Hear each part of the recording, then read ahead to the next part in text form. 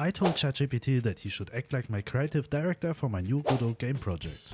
He should tell me step by step what I have to do, and I will do anything what he thinks is the best.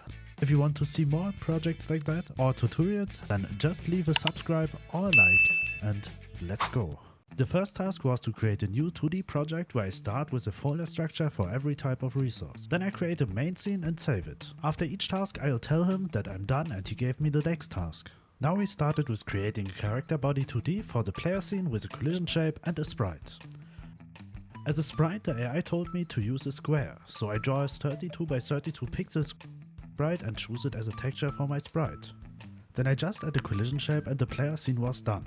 And we just put it somewhere in the middle of the main scene. The third task was to add a script to the player scene that we can move the player to the left and right. So we're starting to create a script and saving it in the script folder.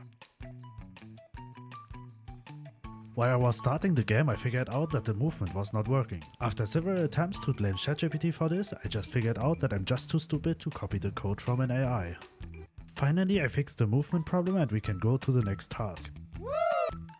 Task 4. Create a simple ground platform. We need a static body, a collision shape and a sprite. At this point we only know that the AI wants us to create a platformer, but that's it. I also create quickly a placeholder for the sprite as ChatGPT didn't mention any type of texture for the sprite. I had a platform underneath the current player's spawn point, but the player does not fall, so it seems a bit useless. Let's ask for the next task. Now ChatGPT wants me to add gravity to the player, which makes the game an actual platformer with physics. As you can see here, I was again too stupid to write the actual code the AI provides me, which made me end up again to try it with several times until I got another solution, which looks a bit scuffed to me, but it worked. Maybe we'll create an actual game now. 1 hour in and we made just a character move. Let's see what's next. Well, I rejoiced too soon. Now I just have to add the jump function to the player. So we start with adding the spacebar as an input to the project settings and add the jump function. Woohoo! It's working!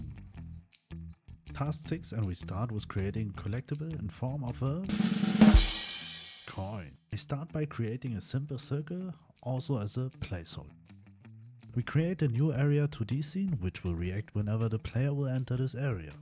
And add the code for the coin. We add a coin to the world and we can pick it up. The next task we will skip.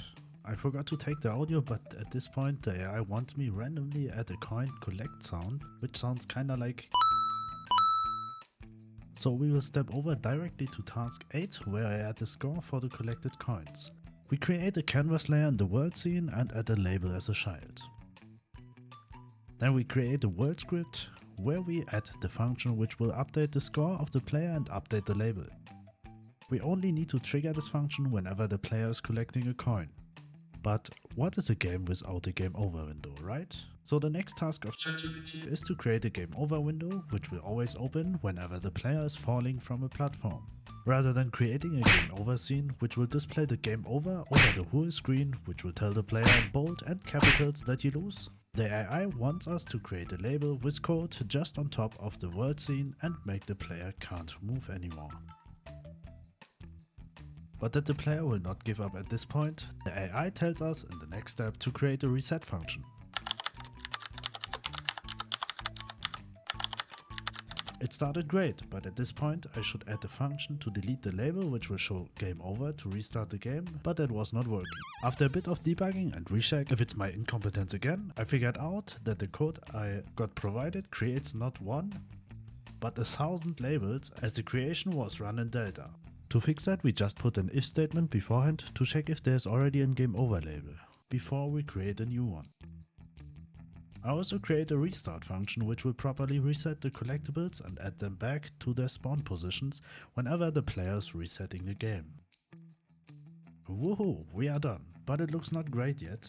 It's just a platformer with no goal, no challenge and just a function with collect coins. And even it just filled with placeholders. So on top I decide to create sprites for each object and add them to the game. To the player I also add animations so that the player is not that static like it was before. Well, at the end it's not a full game for me, it just feels like an empty world where we can move a character and just can collect coins. but it's playable. How do you like the result? Do you want me to create another game with AI? Maybe tell the AI beforehand which genre or which scene, or even use another AI? Tell me in the comments. And if you want to see more videos like that or tutorials about game dev with Godot, leave a like and subscribe the channel, and see you next time.